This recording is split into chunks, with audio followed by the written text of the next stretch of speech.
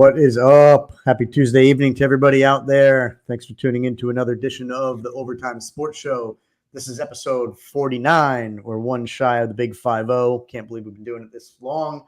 My name is Greg Gross, the guy across from me, as always, the infamous DOB. Danny boy, what's happening? Oh, not a whole lot. Yep, like you nailed it. We one episode away from 50. I believe we're about a week or two away from a year anniversary as well. So we got some milestones coming up. We have a little bit of a tropical storm / Hurricane Helena coming in that might be interrupting some situations. But hey, your boy's getting out of town for the week, going up to Pittsburgh and Cleveland. So we're gonna add a couple notches on the bucket list for stadiums. We're gonna see the Pirates, and I still call them the Indians, but I guess the Guardians, and maybe a little bit of Rock and Roll Hall of Fame in Cleveland, and we'll see what happens. Very cool, man. I'm jealous, and yeah, you are getting out of town at a good time. Thoughts and prayers, as always, go up to our neighbors here in Florida. Looks like it's probably just gonna miss me, maybe miss you, but there's some people who probably won't be as fortunate, I think. So definitely hope everybody in that area stays safe, and we always consider ourselves lucky. But yeah, a lot of sports action to talk about. And before we get into that, you pull the rabbits out of your hat all the time. You're keeping it going. So I am 49 episodes in a row with an awesome hat reveal. You hyped this one up pretty good. You said I'm going to be surprised. I'm going to love it. So let me give a couple guesses. Does it coordinate with your shirt? Not really. No. Okay. So Big Four sports. Is it football? No. Baseball. Yes. Okay. Team still around? Yes. Okay. AL or NL? NL.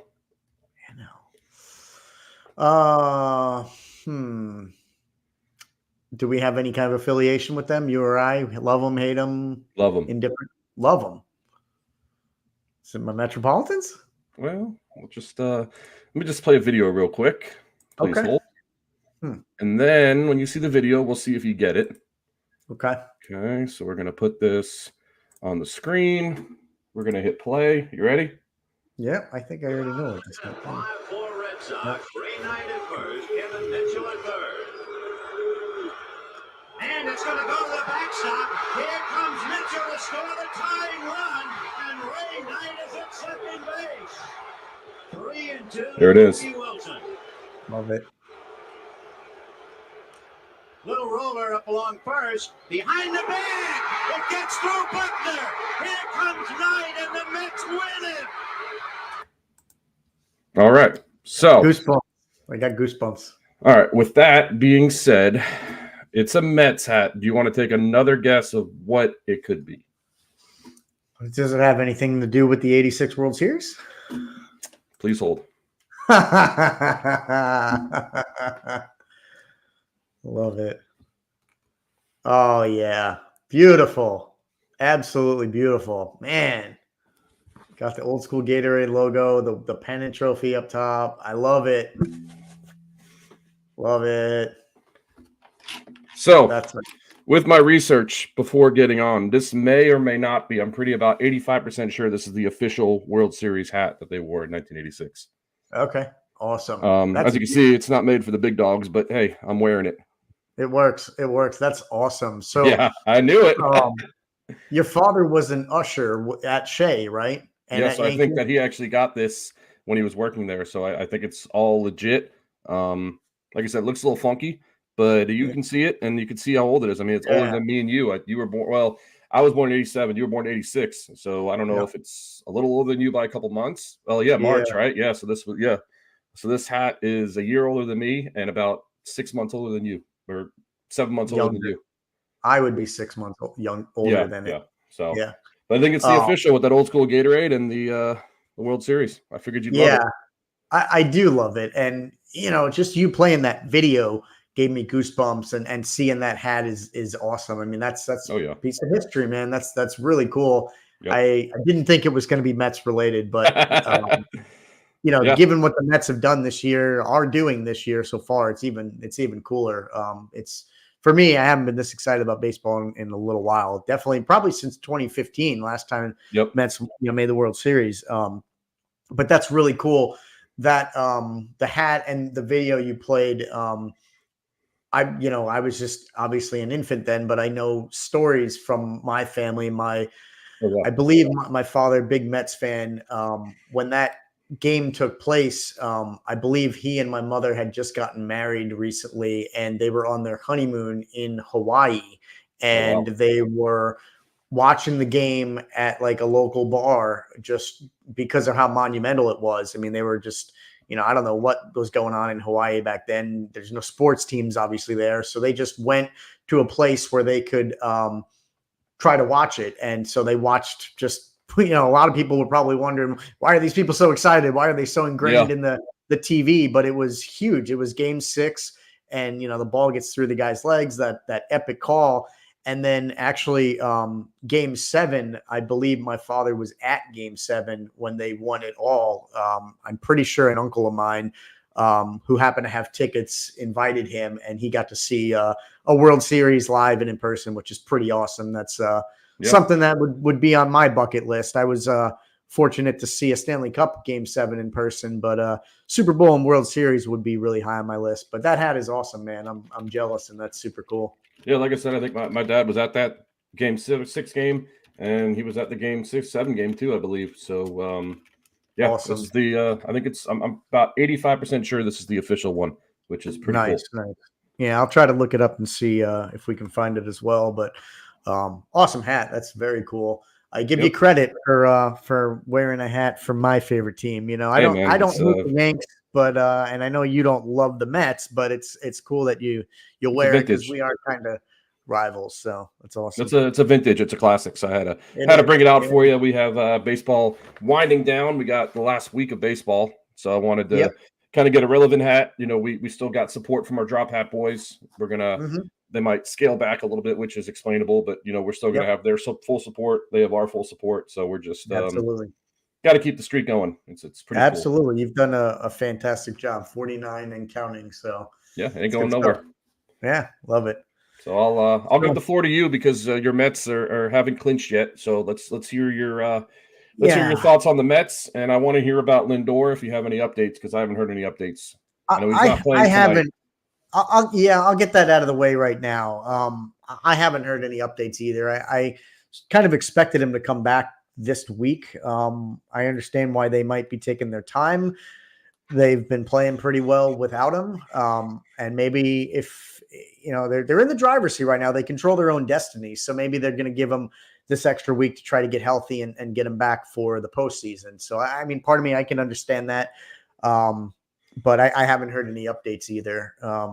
As for the rest of the team, I'm cautiously optimistic. I went out on a limb, I think over the summer sometime, and I said that the Mets would make the playoffs. I think that was a pretty bold prediction at the time. That was before they went on a pretty big tear and had, the best or second best record in baseball really since that time. So I'm glad that I was kind of right. It's not done yet.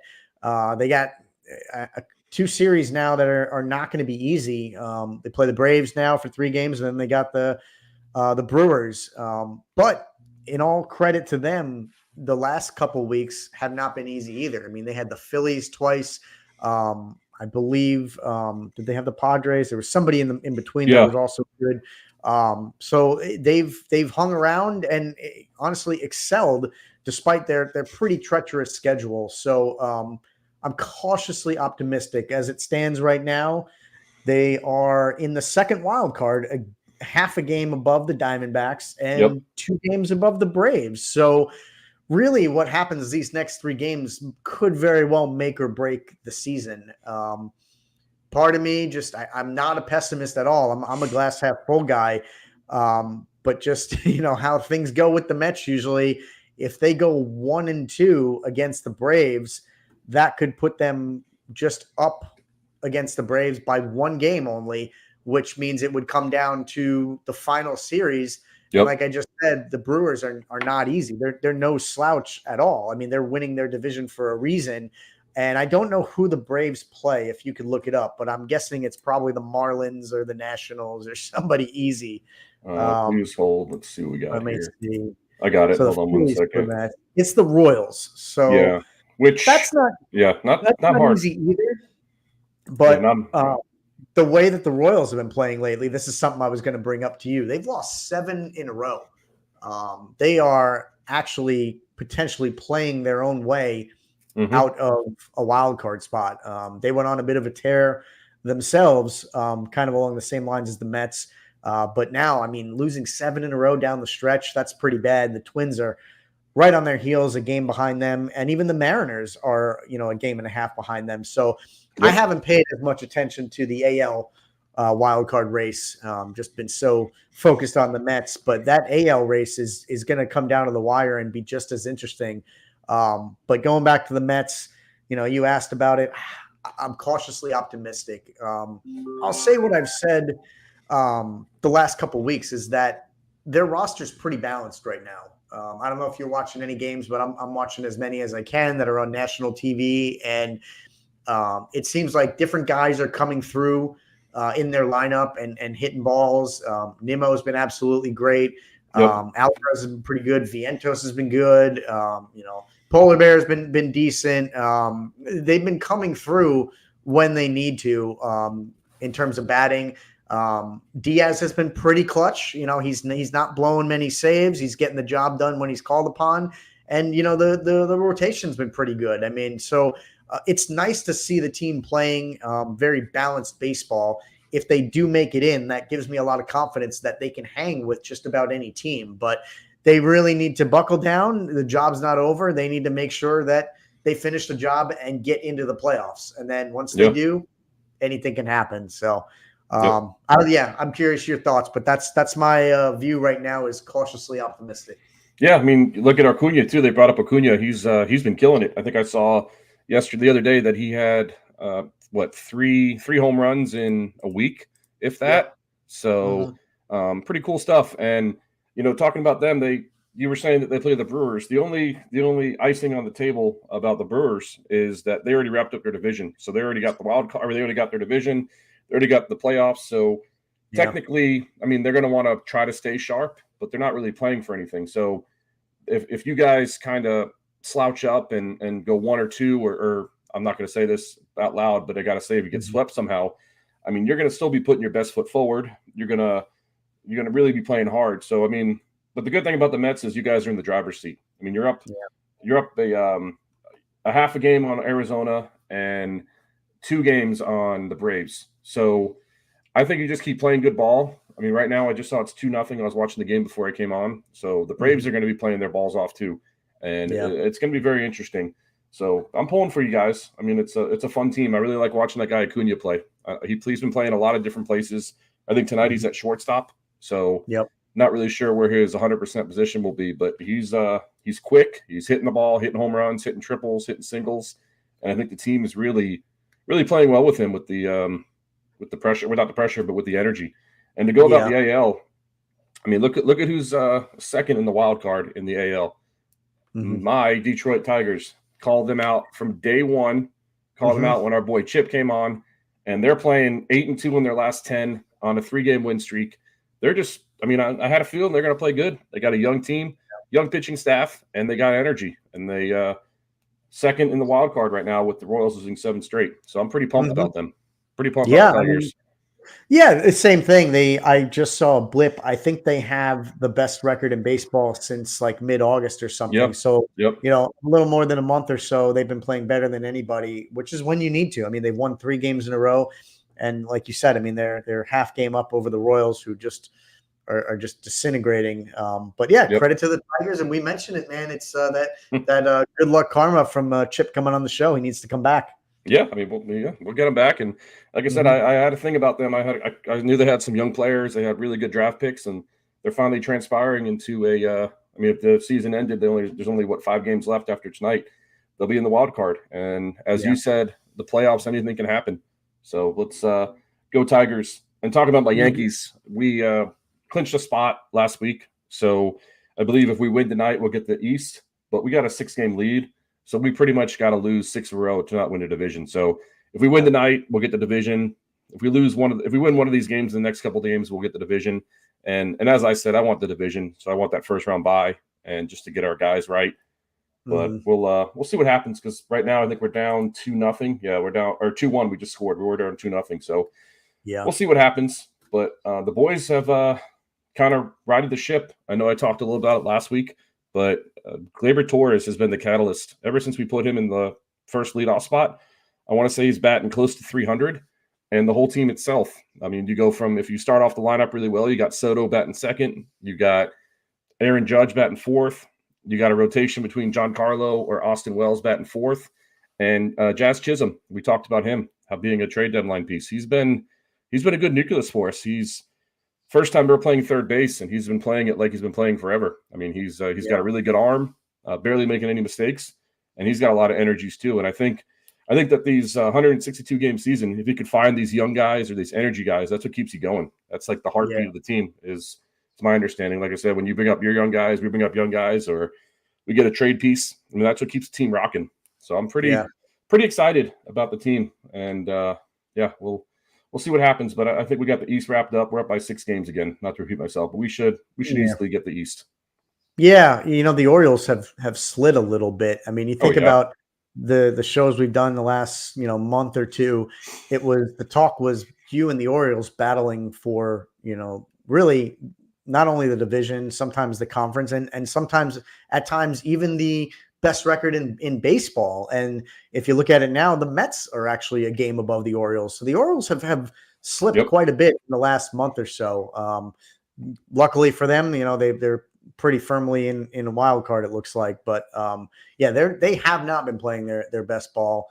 3-7 in their last 10 on a 2-game losing streak. So interesting to see what they do come the postseason. One thing I wanted to acknowledge, again, if I had to pick one, obviously I want the Mets to make the playoffs, but I said if I don't get that, I wanted one other thing. And and they're at 120 right now. Came through. Yep. White Sox tied the most losses right now, losing 5 in a row.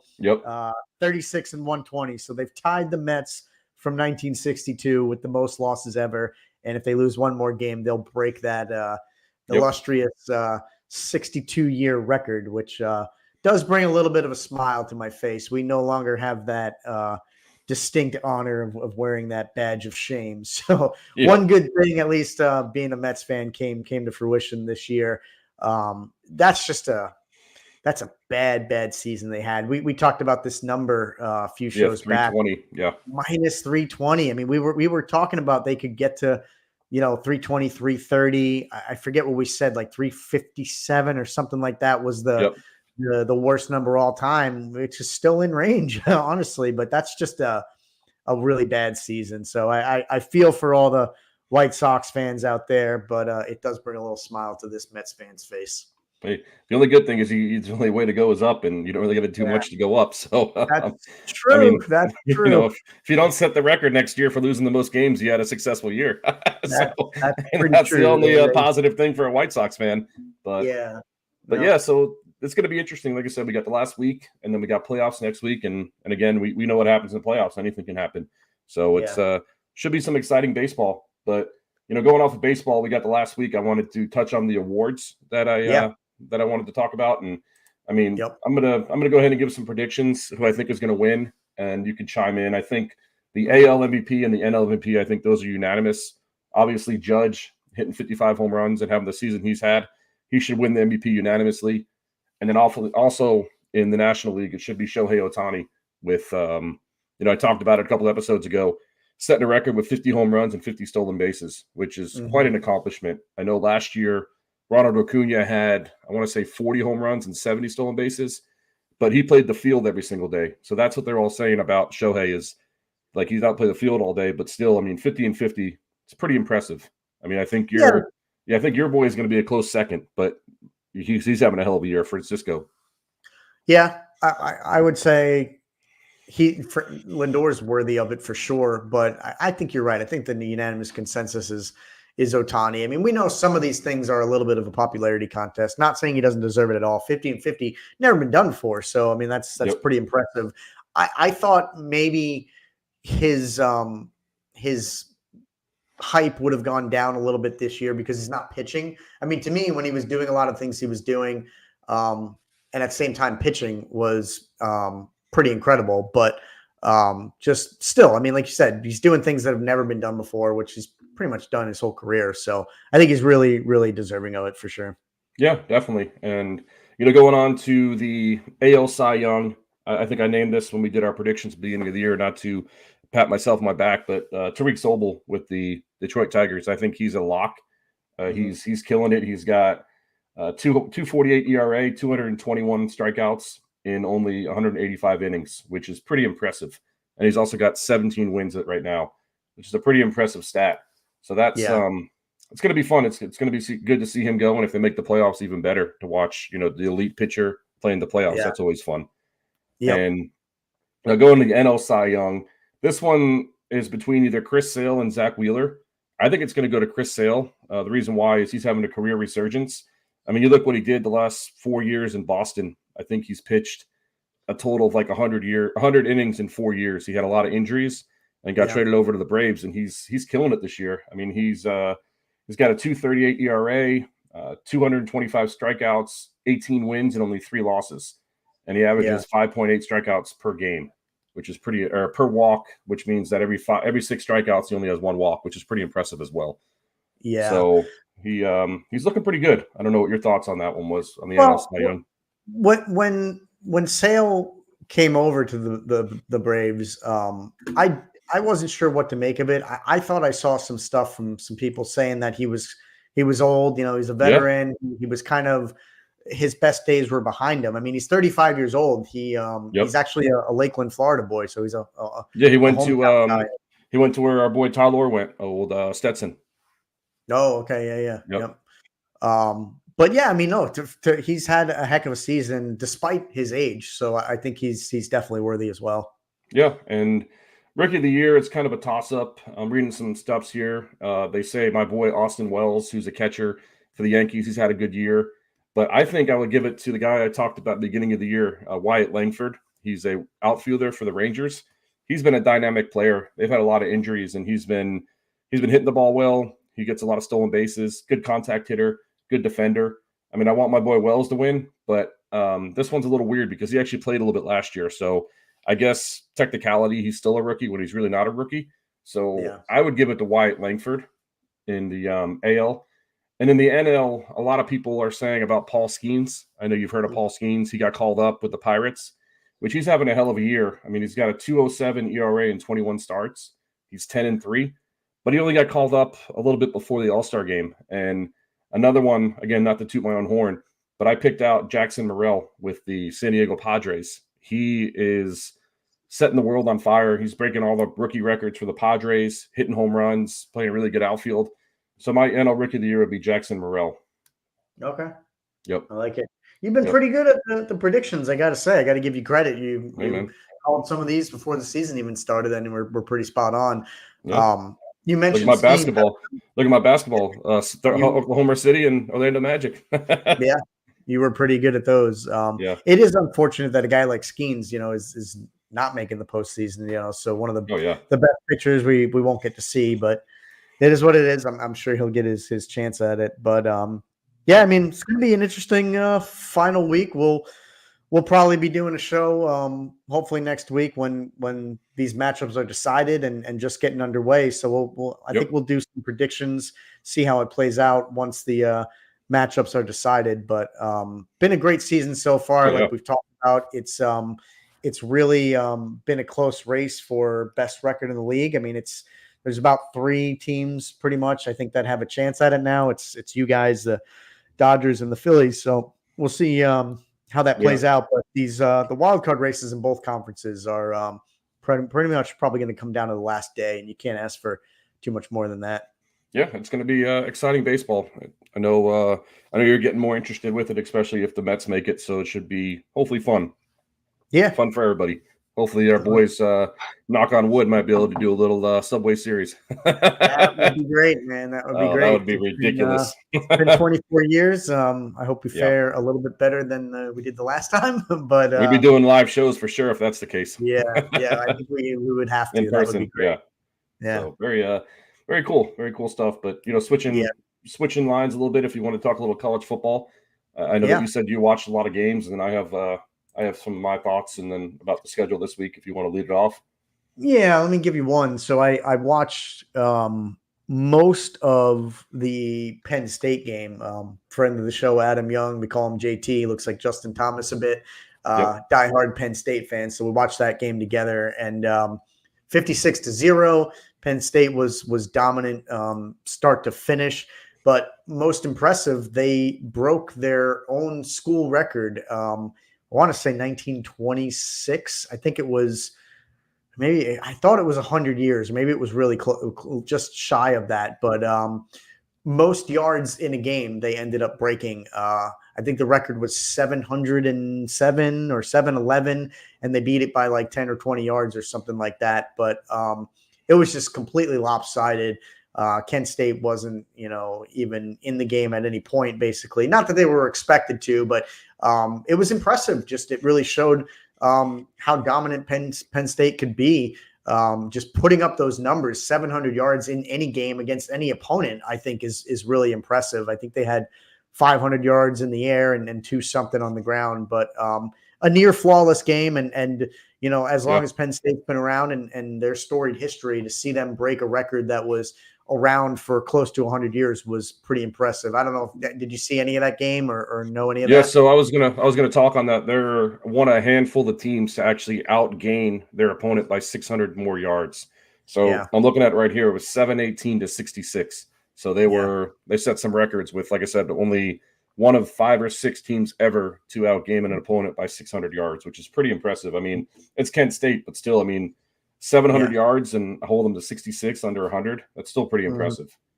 Yeah, that's the other thing I was going to mention. I'm glad you brought that up, because not only did we were actually, Adam and I were talking about the most yards in a game ever, which was pretty recent. I think it was Baker Mayfield and I think Patrick Mahomes or Oklahoma and Texas Tech. It was like 63-60 or something.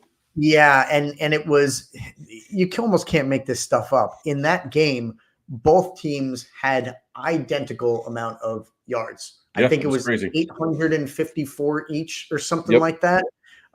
It's crazy how they could have the literally exact same number down to the yard.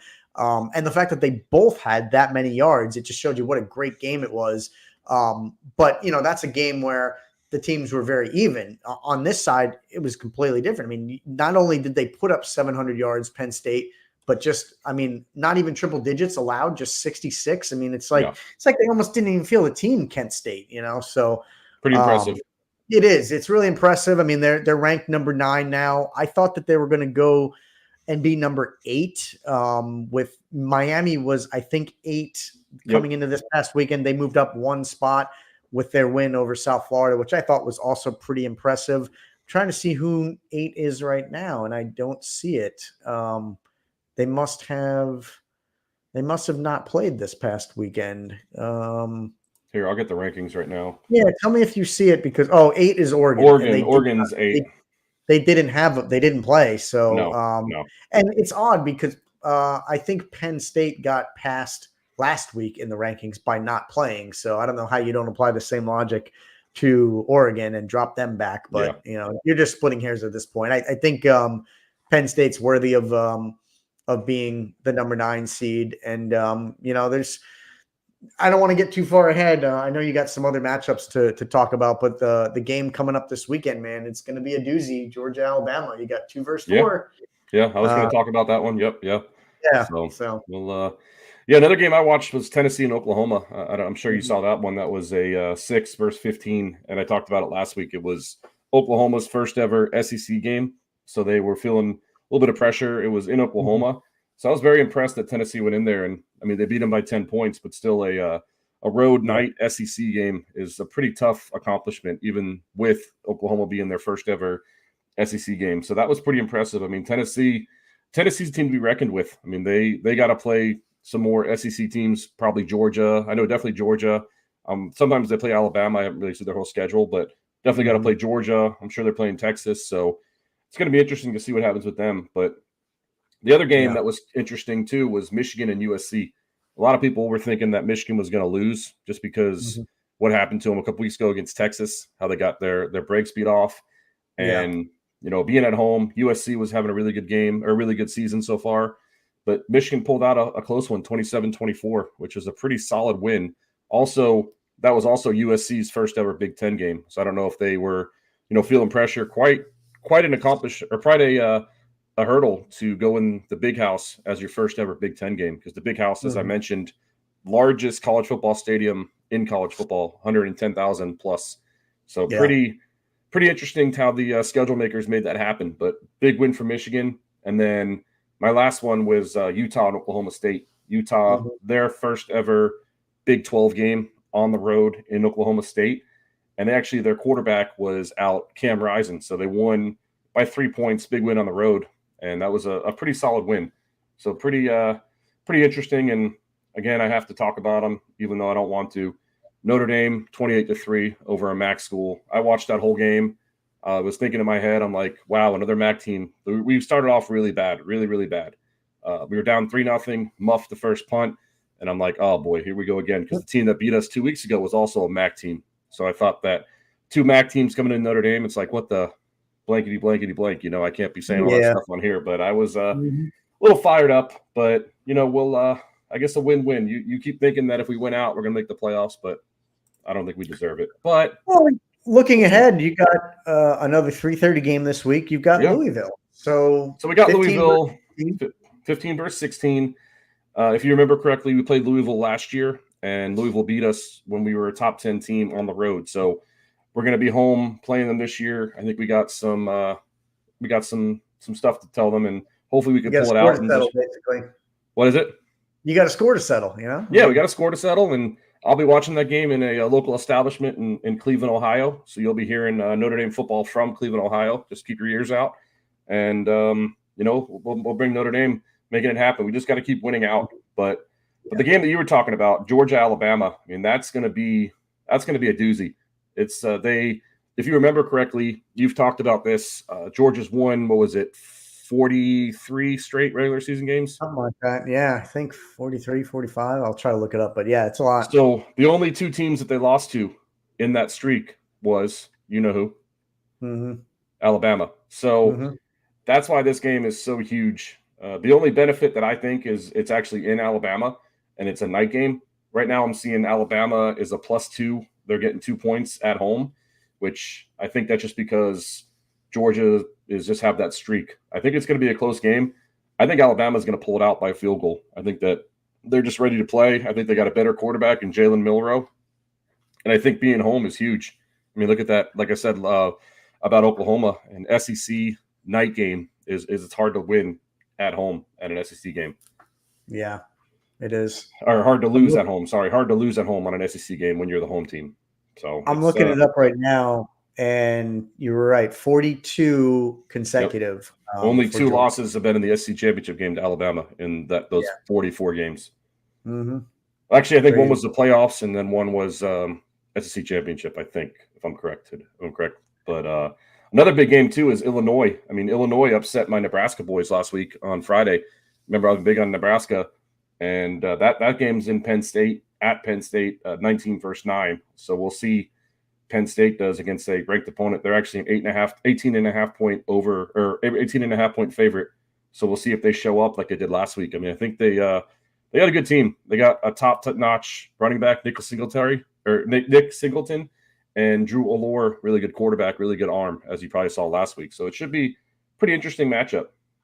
Yeah, there's quite a few this week. So you mentioned it. Louisville, Notre Dame is 15-16. That should be really good and almost as even as it gets probably. OK State and Kansas State 20-23, probably pretty even. And then you just mentioned it, 19 versus 9, and of course 2 versus 4. So looks like 4 different matchups where both teams are ranked and a lot on the line. So this is what are we? This is going to be week 5 only in the season, and already a lot on the line. So definitely some good football this coming week. Yeah, and again, Oklahoma goes on the road again at another SEC school too, at Auburn. So that might be one to watch out for. Right now, Oklahoma's only -2.5, but Oklahoma on the road again on SEC, that might be a game to watch out for. Because like I said, SEC, second straight SEC game and second straight game on the road. So that's going to be one to look out for as well. Yeah, before we turn the page, another game that I watched a little bit of action of was Vanderbilt and Missouri, and that game went into overtime. I watched a little bit of that, and I think the only reason, honestly, Missouri just escaped was I think Vanderbilt missed their field goal try at the end when they were just literally going back and forth. I don't know if you know much about Missouri. I don't, but I'm just surprised that they're still clinging to like that 11 rank right now when they barely beat an unranked team like Vandy. Yeah, I mean, I mentioned it last week. They have really good quarterback in Brady Cook, and they have really good wide receiver in Luther Burden the third or the second. He's actually going to be a top five pick next year. So that's why they're staying on. I mean, they're number 11 now, so they were 7, so they must have dropped back 4 spots. Yeah.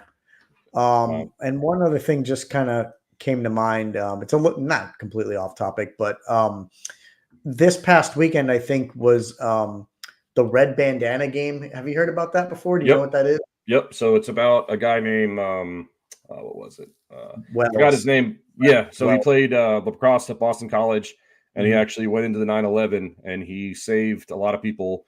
And every single year they do a Red Bandana game, and they almost pulled it out. Boston College did, or they did pull it out, but they played a good game. I mean, they're playing really well at Resurgence. They're 4-1 with Local Bill, and it was pretty cool. The uniforms were cool. A lot of people were wearing the red bandana, so it was a cool little thing that they do. Yeah, I first heard about that last year, and it came up when I saw they were playing the game again this year. It jogged my memory, and I was like, "Yeah, that's such a cool story." The guy Wells Crowther was his name, and you're right. That's what it do is. You know, like the significance of the bandana and where that came from? Yeah, didn't he wear it? And that's what he wore when he went into the 9/11 to help him block the smoke or something like that? I don't think it was to block the smoke. It was he did wear the bandana, but it was so people could identify him. And that's right. People could identify him. That's what it was. Stood out with the color as he was saving people, and they knew like where to reach him and all that. But yeah, I mean, how awesome is that? You know, it's just really, really cool that they honor him. So I thought that was worth mentioning. Yeah, very cool. Very cool. Yeah. So, what do you think? Take a break and drink some beer time? Yeah, buddy. Awesome. We're about 40 minutes in. We're going to take a short break, but if you're listening, watching live, make sure you stay with us. We'll be back in a few. Yeah, buddy.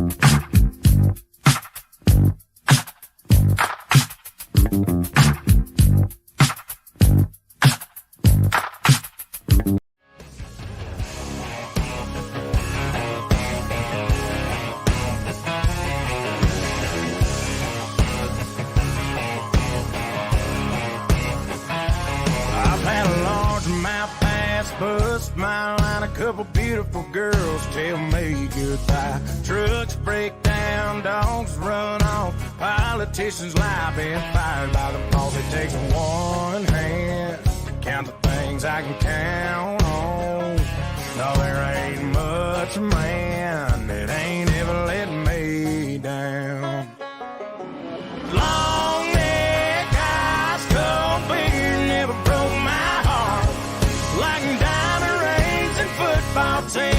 torn this boy apart. Like a neon dream, it just don't know me. The bars in this guitar and long neck ice cold beer never broke my heart. Yeah, All right. buddy. We are back live with you, Overtime Sports Show, episode 48, and it's the beer review segment, 49. live taste 49. test, 49. You're That's right. all good. That's all good. Thank you. Trying to take us back in time. Hey, you know what? Last week was such a good episode. I think I'm trying to relive it. That's what we had it is. great beers. We had great beers. I was going to say that I'm trying to relive last week's beer segment is what it really is, because we had a couple record-setting ones, 9.2 for both of us. Yep. I think probably the first time we were in the nines, and I think so. Yeah, it's going to be hard to top that, but you have the honors, I believe. Okay. So hit me with what you got. So if you remember correctly, last week, I think I started off with an Oktoberfest, and I said it could be of things to come with the cooler weather fall. So this is going to be my first of 3. Well, whatever, I'll say it. I already said it. My first of 3 pumpkin-inspired beers. This is Epic Brewing, and it's a barrel-aged Imperial Pumpkin Porter. So it's from Salt Lake City, Utah, Epic Brewing Company. This beer is 100% aged in hand-selected whiskey barrels, which bring forth bold notes of caramel and toasted oak, flavors of fresh-cut pumpkin, hints of clove, fresh vanilla beans, nutmeg, ginger, cinnamon, and allspice complement the rich and earthy malt bill. So this may be our the highest ABV we've had. This is a 10.3% alcohol. Is that the highest, or have you had a higher one? I know you had a high one a couple weeks ago. I think I've had 11, maybe even 12, but that's definitely up there. Getting into the double digits is pretty high. What makes it, because it's Imperial and it's barrel aged. So I'm pretty excited about this. I think it's going to be really dark. So let's go ahead and give it a whirl. Oh, yeah. Look at that bad boy. Man, you've had a couple beers where it's just like straight up pouring motor oil. I mean, that's what that looks like. Oh, yeah. Is that a full synthetic you got there in the can? Full synthetic, 5,000 miles in between oil changes. Yeah. It'll get you good. You'll be good to go. That's 10W30, I think. Look at that bad boy. Woof. That's rich. So right off the rip, you smell the barrel age. So you definitely smell the whiskey. You smell the whiskey barrels.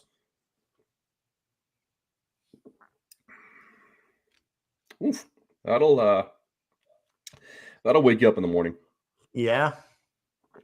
Oof. Oh man. Okay. So it's not, you can't pound these. You could probably have maybe 1, maybe 2. It's I'll tell you one thing, it's not very pumpkin-y. So they don't have a big flavor of pumpkin. However, you know me, I like my dark beers. I like porters. It's definitely, you could definitely taste that it's definitely been in bourbon barrel aged. So I'm gonna go with an 8.4. And the only reason why it's low on the lower end is, like I said, it's not very pumpkin-y. What I really taste is the oak from the barrel, from the bourbon, from the whiskey. I definitely taste a little bit of vanilla and a little bit of chocolate, but it's pretty good. Yeah. No, that's a good score. I don't think that's low at all. 8.4 is a pretty solid score. Yeah, it's just not very pumpkin-y. I don't know. So when I bought beer last week, they had 2 of these. They had obviously this one, and they had a regular one that wasn't barrel aged. So I wonder if I would have had the one that's not barrel aged, it would have been more pumpkin-y. You know what I mean?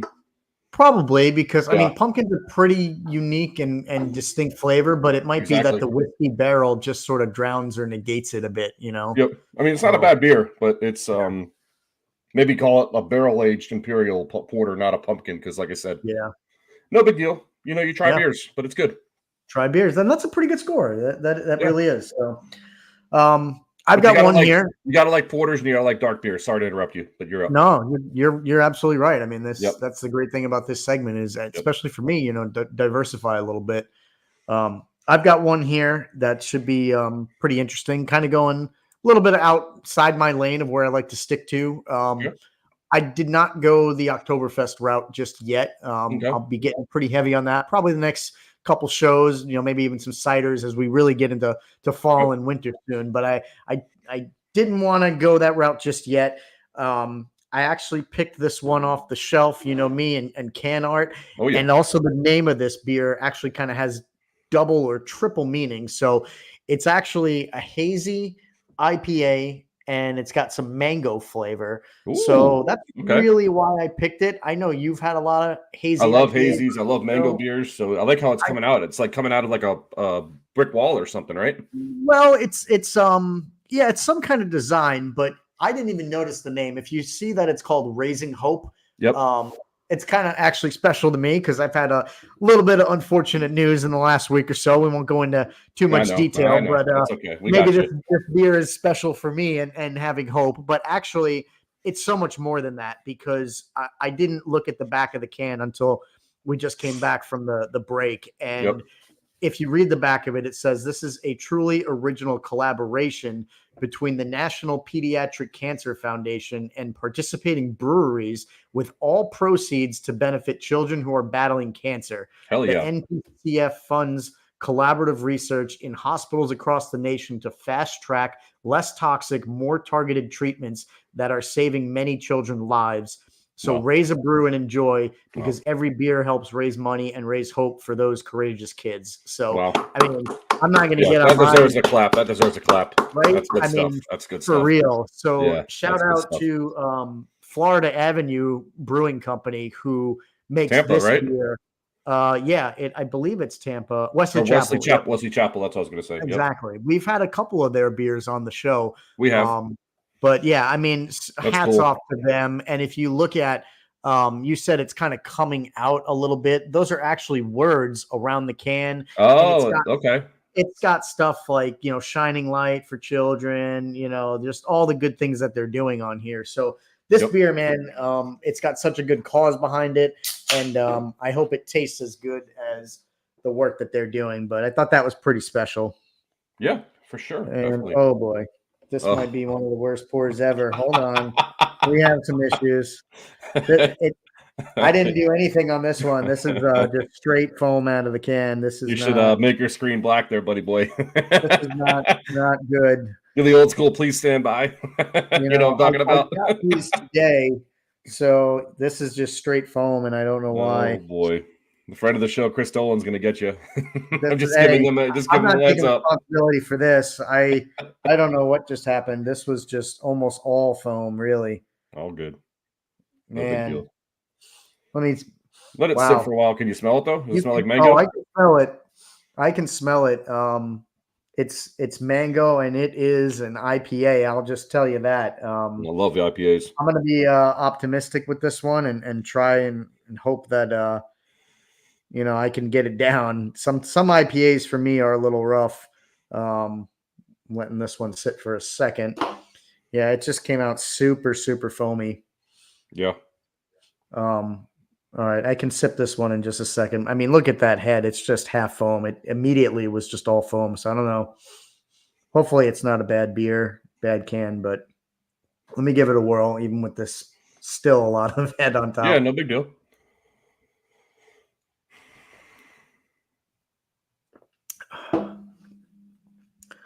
You don't like it? No, actually, no. I'm trying to let it sit on the palate. It's not as tough as I was expecting. You know me and IPAs, they got usually a distinct flavor. I mean, if you look at the color on this one, it's pretty hazy. Yep, it's very hazy. Yep, that's a typical hazy. Yeah, but it's kind of like yours, to be honest. There's not as much mango as probably you had pumpkin. Yep. Let me add the rest of it here and then give it one more sip and see. Damn, that head's building by the minute. Yeah, I mean, you see, I don't. It's all good, my man. It's all good. It's just I don't know if it was the beer in the can, but let me give it one more sip and then give it a rating. Sure.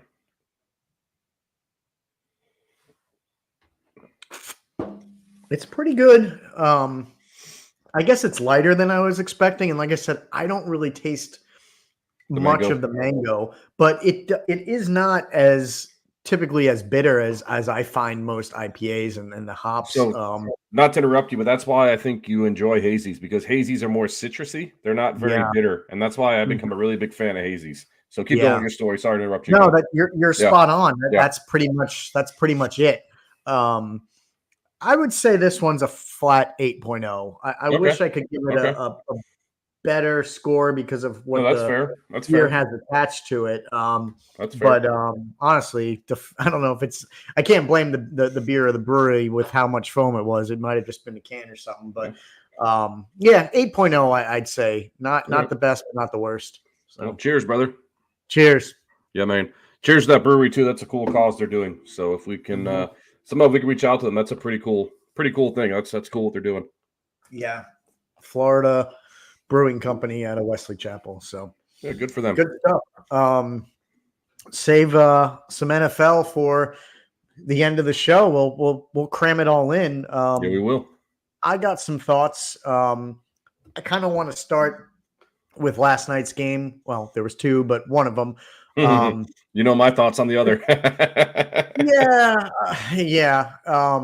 I guess I owe a little bit of an apology maybe to Josh Allen because before the season kicked off, you don't got to give me an apology. I was all on him.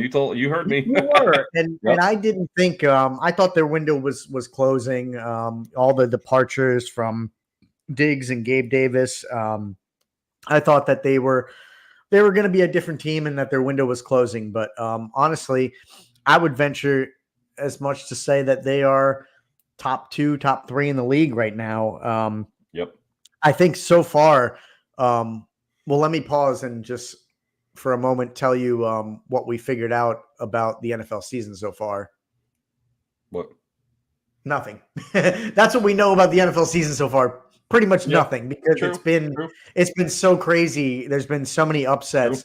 But the Bills have looked like one of the few constants out there. And I think that goes to Allen. I mean, watching the game last night, I had to kind of eat some crow and owe him an apology because he looked very, very dominant. I mean, they pulled him from the game, I think, right? I didn't see all of it. I mean, I think midway third quarter, I think they pulled them. Yeah, and the week before, I mean, I know they were playing a sort of a banged up Dolphins team, but they picked them apart too. So they're crushing teams right now, and so I gotta kind of pull back on what I said so far because they look very, very good. And that was just one of the games that stood out. But on the opposite end, I don't know if this is something we're going to talk about. You know, you're up in that area, but the Jags look pretty awful. They look pretty bad. I don't know what it is, whether it's Trevor Lawrence, the coaching staff, you know, the supporting cast around him. And they have ETN. They got Gabe Davis now. So he's got some weapons to work with, but they just look pretty bad all around. So I don't know if you've got some thoughts because you're just obviously a lot closer to the area than I am. The mood's got to be pretty bad up there. I know you're not a fan just of the organization as a whole, but they look like they could be the worst team in the league, especially after the Panthers suddenly look like a different team with Andy Dalton at quarterback. So are the Jags the worst team in your opinion? So yes, they are. Listening to Boomer and Gio this morning, I believe they spent $250 million in free agency this past year. They were the most, I think they spent the most money. And obviously half of that money, most of that money went to Trevor Lawrence. I don't know if you remember the contract he got, but he got, I want to say a $240 million contract with $100 million guaranteed. Yep. They have a decent team. I mean, they picked up Gabe Davis. They have Travis Etienne. They got Evan Ingram. They still have Christian Kirk. But I think what really is the problem with them is what I've been saying. Probably they've been around 30 years, probably 20 of the 30 years. I always say that both of their lines, they never have a good offensive line and they never have a good defensive line. And that's what's really going to hurt you in the trenches. And they never really seem to invest in that. I mean, they gave Josh Allen, the linebacker, they gave him a big contract extension and they don't really touch their line. I mean, they draft linebackers, they draft defensive backs, safeties, a quarterback, a running back, and no line on each side. And that's the battle of the trenches. So, yes, I do believe they are the worst team in the football. Yeah. And that comes down to coaching. I mean, it sucks because Doug Peterson's a pretty good coach. I mean, you saw what he did. What was that? 5 years ago with Philadelphia when they won the Stanley or the Super Bowl. I mean, he's a good coach. And, I mean, they're building a new stadium. We were talking about it the other day with some friends when I was out watching football Sunday. They're building a brand new stadium starting next year, I believe. So they're not going anywhere. Shad Khan's investing in the team, obviously, with a new stadium and all the money they spent last year. So it really just comes down to, as they say, brass tacks. Either put up or shut up. And I mean, they I don't know if you saw it, but they interviewed Doug Peterson last night or this morning, and he said everything's on the table. Like, he didn't say he was not, or he was or was not going to bench Trevor Lawrence. He said that the staff needs to improve, the personnel needs to improve. So, I mean, I don't know what to tell you. I mean, I don't know what they're doing, but I'm not a Jaguar fan, but it just kind of sucks because, like I said, they're really trying. I mean, Shad Khan really is trying to make this thing something with the new stadium coming, investing in the team. So, a lot of question marks, a lot of question marks. Yeah, there are. So, the other Monday night game, I kind of want your opinion or thoughts. Bigger surprise, Commanders' success or Bengals' issues? A little bit of both. If you remember correctly, when we did our show last year, I called Jaden Daniels winning the Heisman. So I knew this dude was a stud. They still had he's a good player. The only thing about him was he was too thin. And you could see him the first game against the Buccaneers. He didn't play that well, but he got, 3 touchdowns rushing. I don't think he had any turnovers. Last week, I don't think any turnovers, no touchdowns, but they beat the Giants. And then last night, I got 5 stats that I want to reach on this one, and then we can continue. So I don't know if you saw any of these, but first of them, it was the first time in the last 84 years that both teams finished the game with 0 punts and 0 turnovers. They said it was 84 years, but detailed records go back to 1940. So probably most possibly it was probably the first game ever to have that happen, but first time since 1940, I guess they call it detailed, box scores and stuff. Yeah. Another one, actually the second straight game where the Commanders didn't punt or have a turnover, which makes them the first team since at least 1966 to pull off that feat in consecutive games, which is pretty impressive. Another one, this one says Bengals make depressing history, become the first team in NFL history to lose a game when they scored at least 31 points without a punt or a turnover. According to Pro Football Reference, NFL teams were 126-0 in that situation since 1920. Yeah, isn't that ridiculous? That's pretty amazing. So, yeah, kind of like what the Giants did the week before when they lost by allowing no touchdowns and scoring 3. So the Bengals didn't punt, didn't turn the ball over, scored 31 points, and lost. Yep. Yeah, and the last one, I mean, it kind of goes off of the punting. It's the 7th game ever with a no punt game in NFL history, meaning that both teams didn't punt, which was pretty impressive. That's very shocking that that's only happened 6 times prior. Yeah. Wow. So the Commander-Bengal game marked just the 7th time in NFL history that there has been no game with no punts. 2 of the prior games, NFL seeing a no point, no turnover game in the past 84 years. So yeah, that's crazy. So excluding the last couple and the last years. one was last year with the Cowboys and the Seahawks. So it happened twice in the last 2 years. So before that, it's only been 5 times. Isn't that crazy? Oh, wow. Yeah, that is surprising that it's only happened 5 times, but it happened twice recently. So if there's every single week, there's 16 games. I got one more stat too when you're done. Yeah, no, I'm just thinking this out loud for a minute. There's 16 games per week. Obviously, forget about when there's buys. And now there's 17. But when there was 16 games each week times 16 weeks, that's 256 games that should be played each year. And let's just say the NFL's been around for 100 years or whatever. It's 25,000 games, and it's only happened 5 times. I mean, that's 7 times. Yeah, well, 7 now, yeah. That's pretty crazy. Wow. Last stat, I'm sure you saw this one. Mm-hmm. My boy Jaden Daniels, he had a 91.3 completion percentage rate, and that set a record for rookies as the highest ever completion rate, 91.3.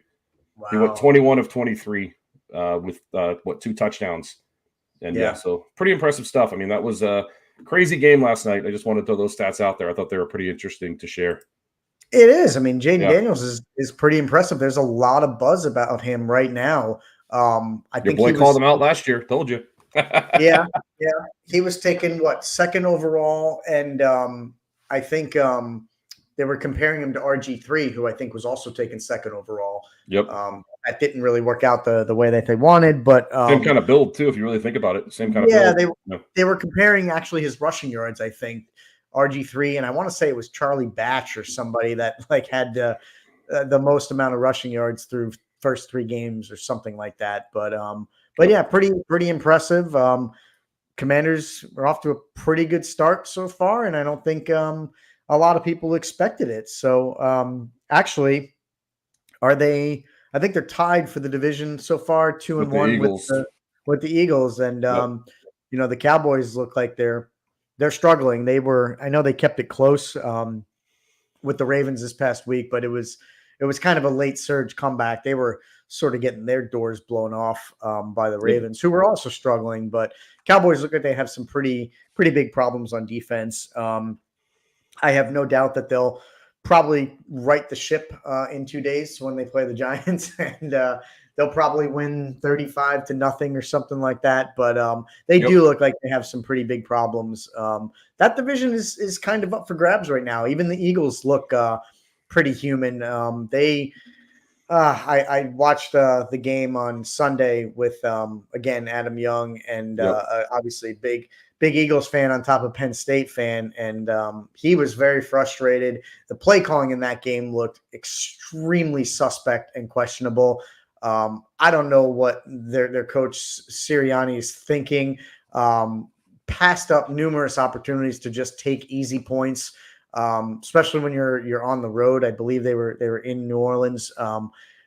Saquon Barkley has been having a great season so far. I think he kind of saved.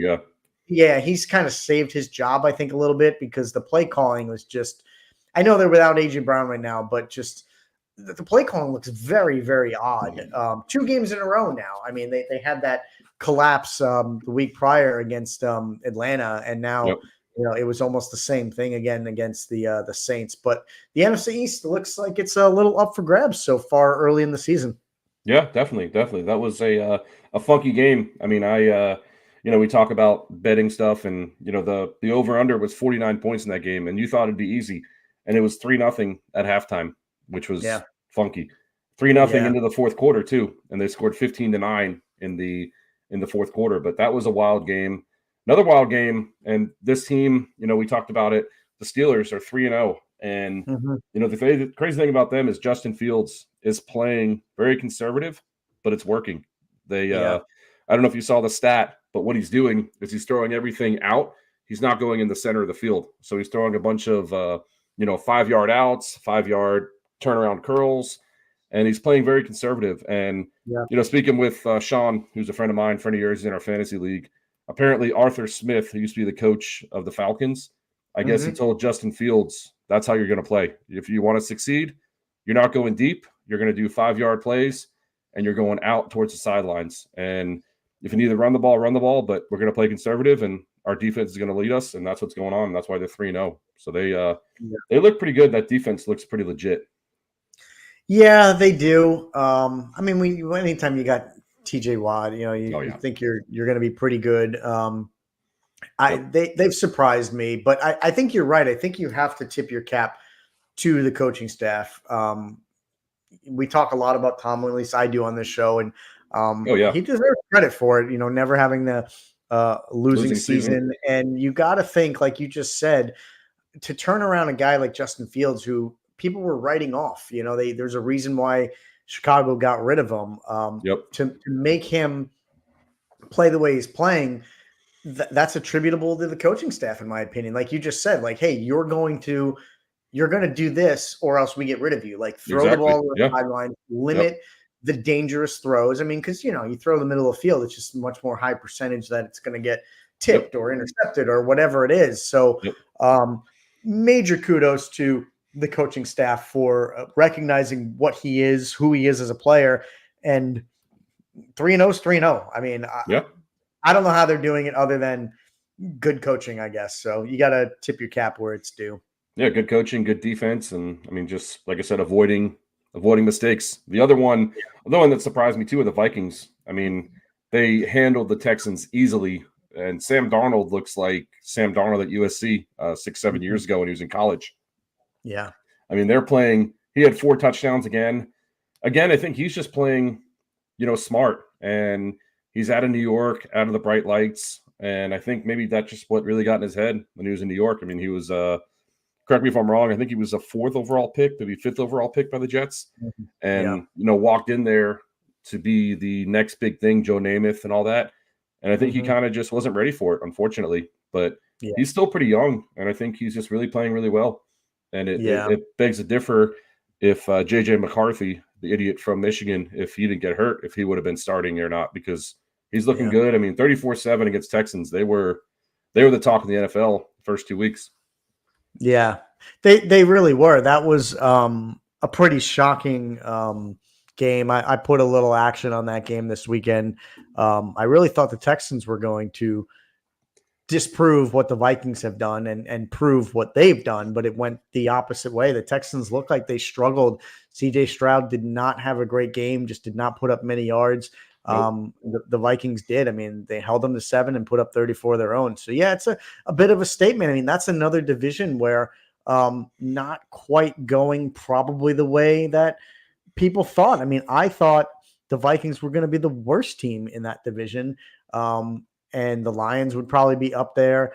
The Bears, doing what they did in the offseason would probably be up there. And then even Green Bay, after what Jordan Love was doing last year, it looked like they might be in contention. I think a lot of people, myself included, Kirk Cousins going away, you double cover Justin Jefferson and you feel like you solve some of that offense. But so far the Vikings are doing some pretty incredible things. So I think you got to tip your cap to them and their coaching staff the same way you would do the Steelers for what they're doing. Yeah, definitely. And the other undefeated team, I don't want to touch on the Chiefs because everybody knows what the Chiefs are, but the Seahawks, I mean, 24-3. I think that game was easy, but still 3-0 is 3-0. I mean, they beat the Patriots in overtime. I mean, Miami, I don't know if you saw the box score, but do you know who Miami's quarterback was after Skylar Thompson? I did see it for a second. Hold on. Yeah, it was give me his initials. TB. Oh, Tim Boyle, right? Yep. Yeah. So I think Skylar Thompson got hurt, so I think they're going to roll with Tim Boyle. And who knows when Tua comes back? Who knows when Skylar comes back? The Dolphins are in a mess. I read something this morning. I think when I was driving home, I listened to Barstool, and I guess Jim Rome said that there's a bunch of Ferraris and it's getting rode by a 5-year-old, and that's Skylar Thompson when you have Ferraris in Miami. So yeah, I don't know where Miami goes, but again, the Seahawks are 3-0. They got a pretty decent team. Their coach Mike McDonald, he's McDonald. He's I think one of the first rookie coaches to start 3-0 in a while, and he's really coaching well. The team's playing well. DK Metcalf is still a beast. Geno Smith is still a beast. And, surprise, their running back, Zach Charbonnet, because I think Kenneth Walker was out. Zach Charbonnet had a really good game. So it's pretty interesting stuff with those teams. I mean, those are a lot of surprises undefeated. I mean, Buffalo and Kansas City we knew, but the other ones were pretty surprising. Yeah, very much so. And staying in that division for a second, we know that they're super, super banged up, but 49ers, man, losing to the Rams, kind of in the late stages of the game. They seemed like the Rams are banged up too.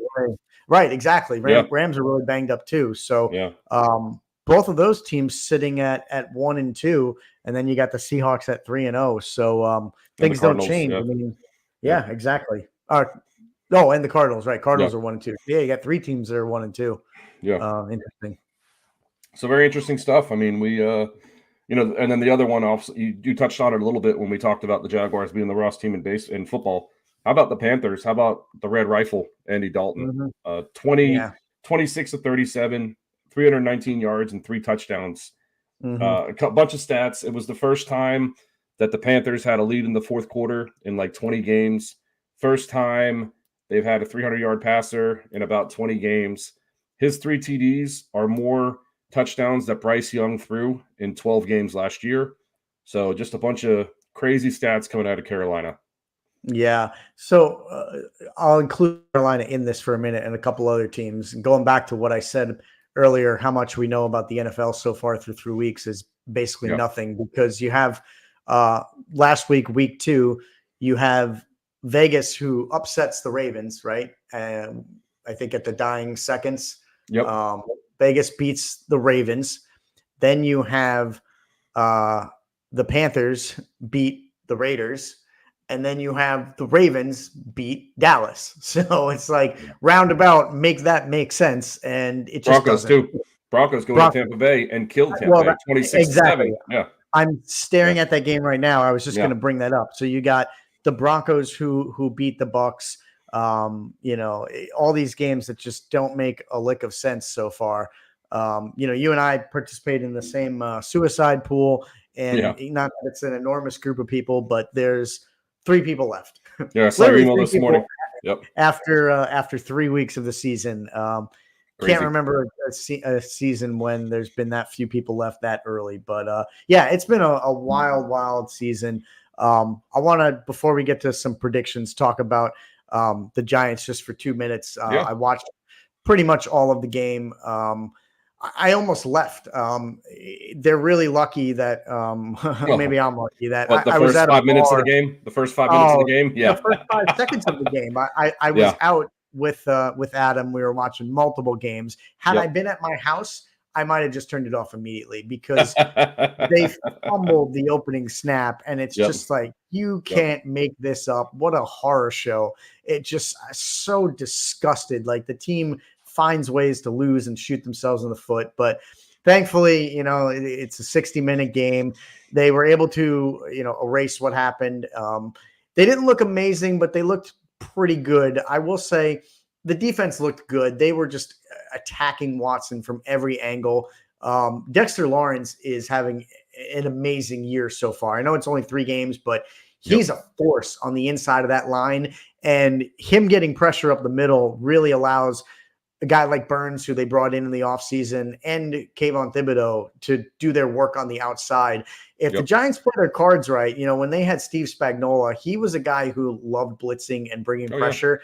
And, what they call it, the NASCAR. Didn't they call it the NASCAR? Where they had everybody on right there. Yeah, they got the NASCAR. Race, up the middle. And I love it, man. That's how you get quarterbacks off their game. I don't care how good they are. I mean, you force a quarterback at least to be out of the pocket, throw across his body, get him moving. And the defense is finally starting to look like they're coming alive. Jones looked all right. I don't think he had any turnovers, which I got to give him credit for. You could make the argument, and it's probably true, he's being bailed out by Malik Neighbors, who just looks incredible so far. Good. Yep. He's making circus catches like we thought he would, based on how he did in college. He looks like he's as good or better than when Odell Beckham kind of came onto the scene with the Giants. He's just as fast, that looks like, and just the way he's able to spin, go up, and get balls.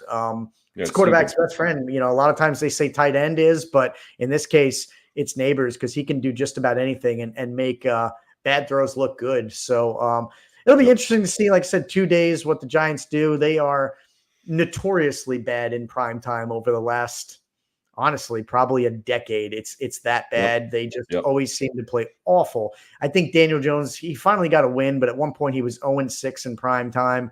I'm not expecting too much. I'm trying to see if we're in Dallas or not. I think we're going to. No, it's in New York. It's in New York. Yeah, thankfully we're at home. But honestly, that doesn't even really matter. This game's got, embarrassment written all over it. The team booing them out of their own stadium, and the Cowboys just it's going to be bad. Them. It could be bad. I mean, it could be bad. We'll see what happens. It could be very bad. But I think expectations, honestly, are still pretty low. I'm not, based on what I just saw. I mean, Cleveland's got so many problems. So as much as I want to be optimistic, Cleveland's not a great team. Well, Watson is just looking pretty bad. So this will be a big test to see what the Giants do against a division opponent, and if they can build off what they had. So I don't know if you got any thoughts on that, but I wanted to acknowledge the Giants for a moment.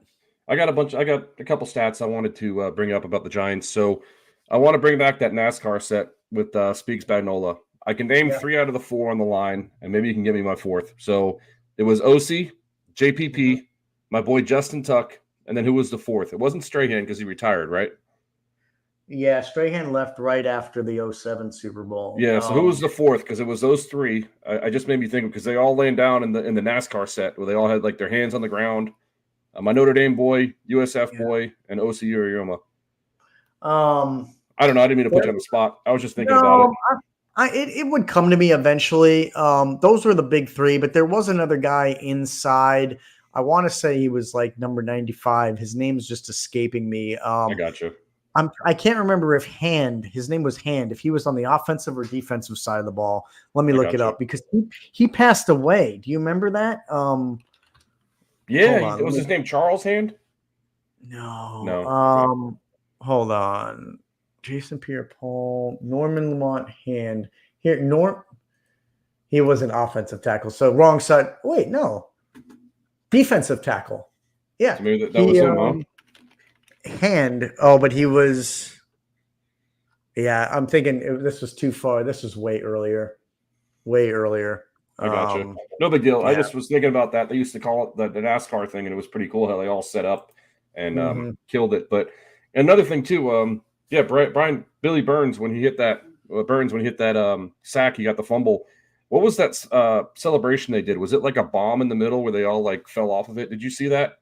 I saw it, but I don't know what that was either. I wanted to look into it. I was trying to figure it out because I was watching it again. I was at a bar watching it, and there was TVs all over the place. And I saw the sack. I looked back, and then all of a sudden I saw they all like jump back. I wasn't sure if you knew what it was, but But the thing about Malik Neighbors, I did want to mention him. I was hearing somewhere, I forgot where I heard it, but I mean, he's making catches that make Daniel Jones look like a top 5 quarterback. Because if you look at that first touchdown, he jumped up and like moved his body all like weirdly. So I mean, he's the next big thing. He's a stud. So it's pretty impressive with what he's doing. And we talked about him last year when he was at LSU. We talked about it at the beginning of the year. A lot of people were comparing him to Jamar Chase, which I think he's a little bit bigger than Jamar Chase if you look at them side by side. But I think he's going to be awesome for the boys. So really exciting stuff. Let me cut in for just a second because I was looking it up. So there's 2 guys I was thinking of on that NASCAR package. One of them you probably remember, funny name, Matthias Kiwanuka was pretty good. Oh yeah, I think he came from Boston College. Yeah, he was with the team for a little bit. He ended up going somewhere else, but he was pretty good. But the guy I was thinking of was Jonathan Hankins. I knew it was an H. I was thinking of Hand, but Jonathan Hankins was inside the guys like JPP and Tuck, and he was a force. He's kind of like I mentioned. What's his name? Lawrence. Dexter Lawrence. He's like a not quite as good version, but he was a beast inside. And also this name, I forgot when they got him, man. He didn't last very long either. But the Giants at one point had Olivier Vernon, and he was supposed to be a force, and he just he didn't last very long. But yeah, they had a really, really good line back in those days. Yeah, it just made me think about it. Yep. Yeah, so pretty cool stuff. Barry Cofield too. Remember Barry Cofield? Yep, he was another one. Exactly, right in that same era, basically, with Hankins and the boys. Rocky Bernard, Chris Canty, Linval Joseph, Jimmy Kennedy. Linval Joseph was one for sure, and Chris Canty, he was a big guy. He came from the Cowboys, I think. He was like 6'8" or something like that, huge. And then you had that white dude to beat cancer, Mark Hoslin, the linebacker. But I know we're going on a different tangent, so sorry about that. I just remember about that NASCAR thing. It was cool. Taking me down memory lane. It was cool stuff because I watched a lot of that stuff. But fun stuff. Yeah, so want to see where we landed off on last week and then do some predictions. Yeah, I said it last week. I had you by again. I was sitting at 2-2. I was feeling decent, and my lock was Tampa Bay -7. That blew up in my face real well. Yep. And my upset was Chargers +2. I thought they were going to win outright. And what did I tell you what was going to happen? I told you I built the scumbag. Always a scumbag, always won. Yeah, so the Steelers got me. So I went 0-2, and that puts me at 2-4 on the year. Not good. And you were 1-3 coming into the week. Your lock was the Bills -5. You got that easy. That was a great pick. Your upset was Cards +3. And they were close, but not quite enough points. So you went 1-1 on the week, which also puts you at 2-4. So the good news is we suck together. It's okay. Bad news is it's okay. And one of us has got to do a little bit better here. But I'll give you the nod right now if you want to give me your lock if you've looked it over.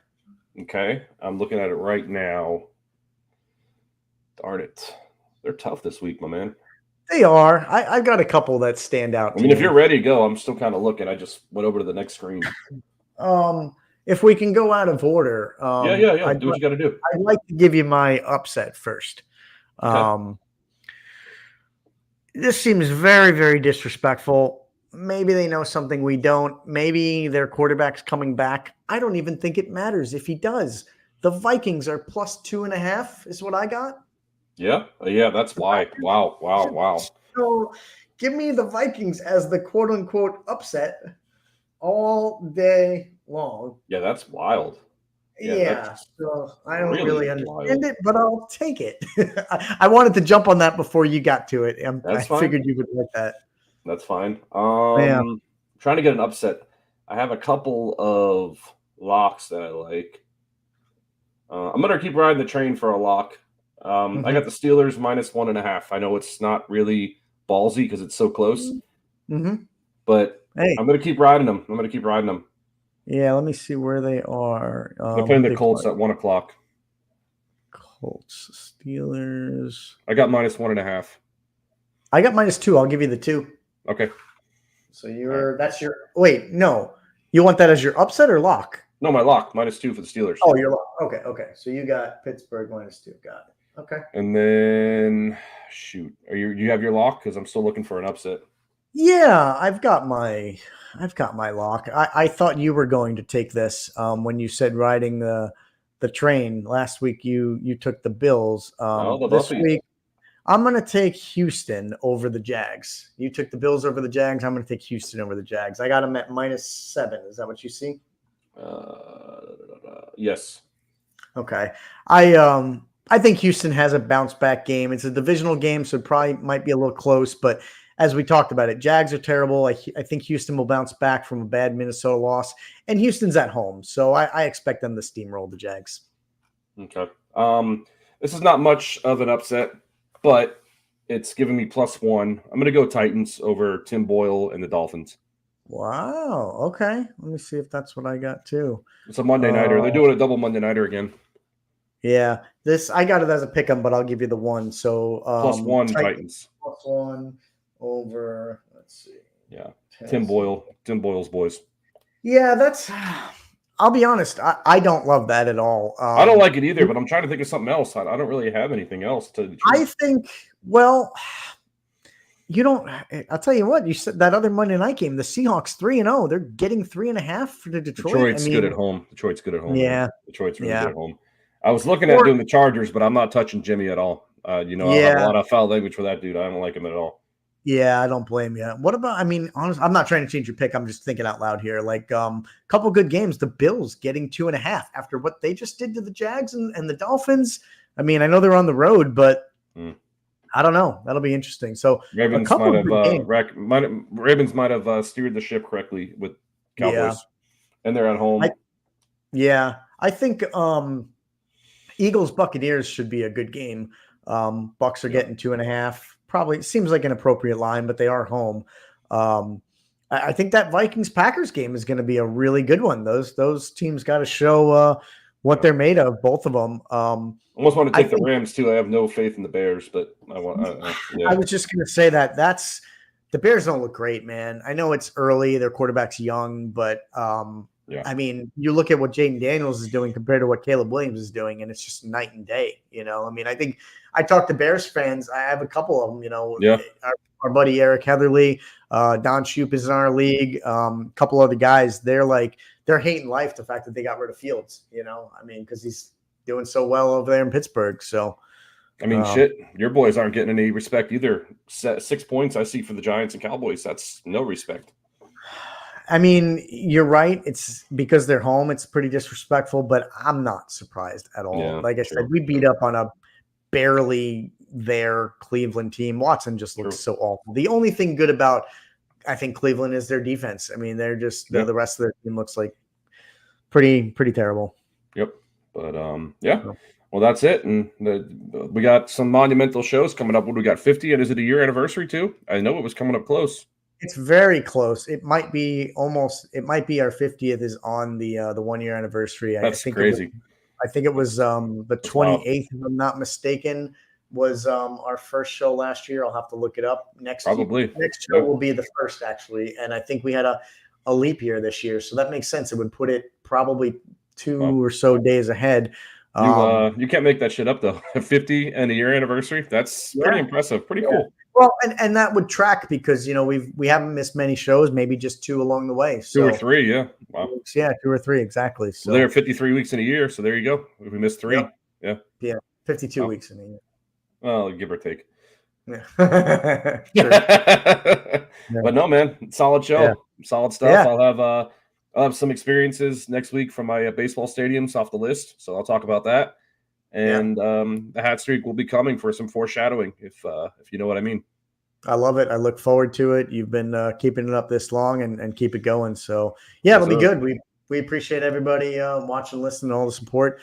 Thanks for tuning in. Make sure you stick with us next week. We'll be back with more football, more baseball, and everything sports related. Yeah, I think we set a record too. I think I saw 4 live watchers, so that might have been a record. I know it's not a lot, but hey, it's better than nothing. We'll want to add a couple zeros to that numbers, and we'll be happy. But yeah, everybody, and we'll see you on the flip side. Everybody come see the greatest show. Gather up all juggalos and roll. Come on. Everybody come see the greatest show. Gather up all juggalos and roll. Everybody come see the greatest